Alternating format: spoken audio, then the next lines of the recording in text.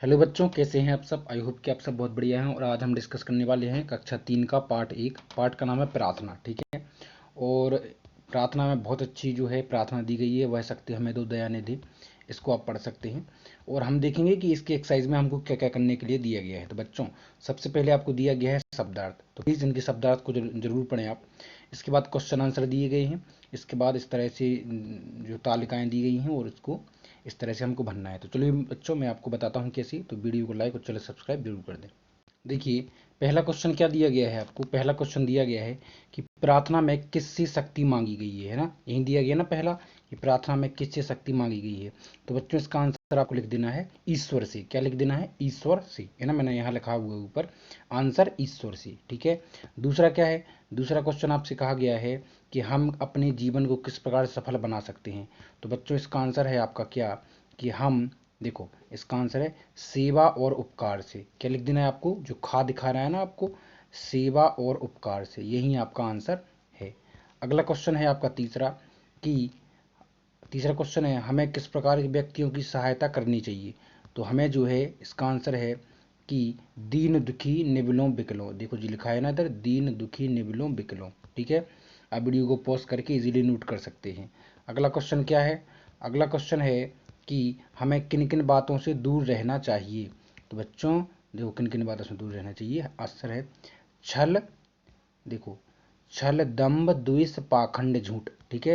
ये जो दिख रहा है ना, इसको और बड़ा कर देता हूँ मैं। देखो, हाँ अब देखो आपको तो क्लियर। छल दंभ द्वेष पाखंड झूठ और अन्याय से हमको दूर रहना चाहिए।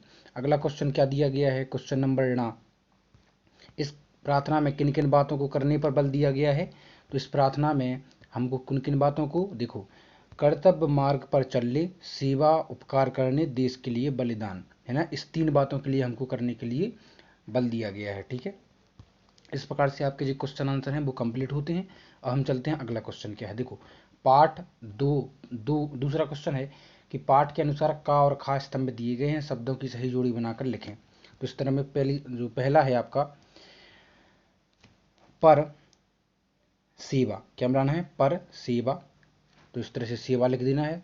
जीवन सफल, ठीक है, जीवन सफल। निबलों बिकलों, भूले भटके, प्रेम सुधा। ठीक है, इसको आपको भरना है।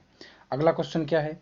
अगला क्वेश्चन है आपका कि निम्नलिखित भाव प्रार्थना की जिन पंक्तियों में आए हैं वे लिखें। ठीक है। देखो पहला है हमने जिस देश में जन्म लिया उस पर हम निछावर हो जाएं। तो यह किन पंक्तियों में यह भाव आया है? तो देखो, जो कविता की इस पंक्ति में आया है। कौन सी? जिस देश जाति में जन्म लिया बलिदान उसी पर हो जाए। ठीक है। दूसरे में हमको क्या बनना है?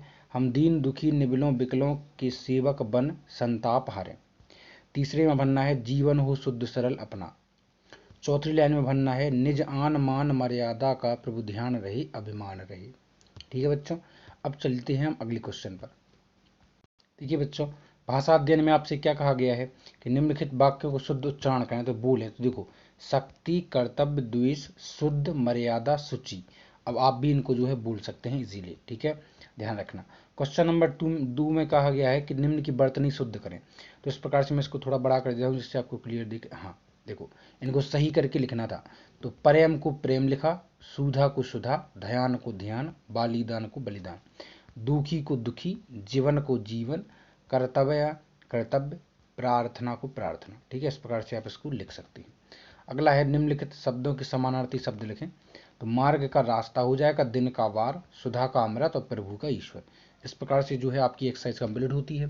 वीडियो को लाइक और चैनल सब्सक्राइब करें। मिलते हैं अगले चैप्टर में जल्दी ही। Take care.